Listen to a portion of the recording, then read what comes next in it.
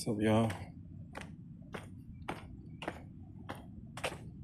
So I want to talk to y'all about ambition, work, and persistence. And understanding that in the end, when it's all said and done, in the end, it's only God's story that matters. So lately, you know how I've been doing this art stuff, right? Lately, I've been burned out. Like the sun just, and I love the sun, but the sun is so hot.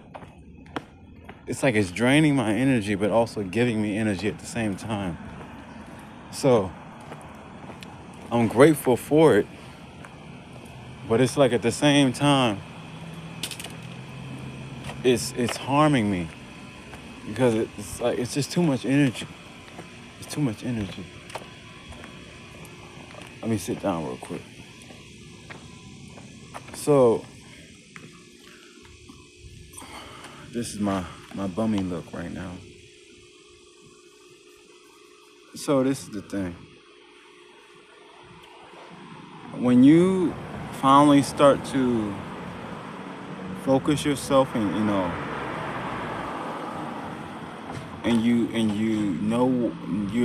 you're at the point where you're starting to know what you want out of life. You're starting to know what direction you want to go in life. It seems like the clock of life starts ticking, right? Only because you know what you want better. Thank you, son. But prior to you knowing, when you're fooling around doing whatever you want to do, it seems like everything is slow. Once you start having knowing or the knowledge of what you want, time is just, so and I can feel that. So what happened was I started, trying to chase that momentum. You get what I'm saying? I tried to chase the momentum. And it was too much pacing. The pace was too much. And it's like, I be having the ideas and God says, just rest. Because, you can always bounce back on the weekend. You can get that energy back on the weekend. So I said, okay. Bit by bit, he said, just use this time to gather your ideas. Use this time to regain your energy. Use this time to walk. Use this time to fast. Because you got to balance out the spiritual and the physical. You can't just keep boom, boom, boom with the working. Because if God's story is his story and he knows you, he's not going to go and make you not complete your mission. That's part of your story. And today, it was just so much walking. And it's not that I don't like walking. I love walking. But it was like the walking was 20 times harder to do because it's so hot out here. And, yeah. So what I'm going to do is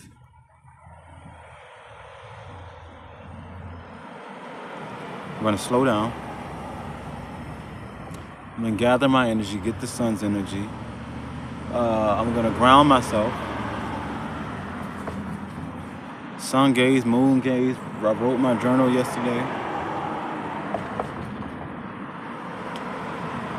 Also, a quick side note. From things from the past, let it go. Phone numbers, people, places, things, jobs, girlfriends, boyfriends, husband, wives. If it's not working, let it go. Because the new future for all of us is happening, but in our own specific ways. Does that make any sense? Our futures are unique, but they're all collectively one future. And if we don't let the past away, we can't, we can't jump into that future. Someone that I haven't seen in months pulled up on me today, trying to get back into the future. I gave her some cigarettes, gave her some alcohol. And it's always the same story. He said, women from your past is always going to take. It's been your life story. It's based on your past trauma. All the women, including your mother, are takers. So that's just gonna do like this. It's just gonna be spiraling, you know, over and over and over. And he said, God said, give her the, you know what I'm saying? You have the alcohol on your possession. You have the cigarettes in your possession. I don't even smoke cigarettes. That's the thing. I was using the cigarettes for art. He said, give her some cigarettes because she's in need. But after this, cut it loose because the give and take is not giving. You know what I'm saying? And hey, hold on real quick. I'll be right. I'm almost done. So you have to get to a point in life where you start to understand that your story is the most best story. Your story is the most important story in your life. Always, not to be selfish, but to be self-preservation, to self-preserve yourself.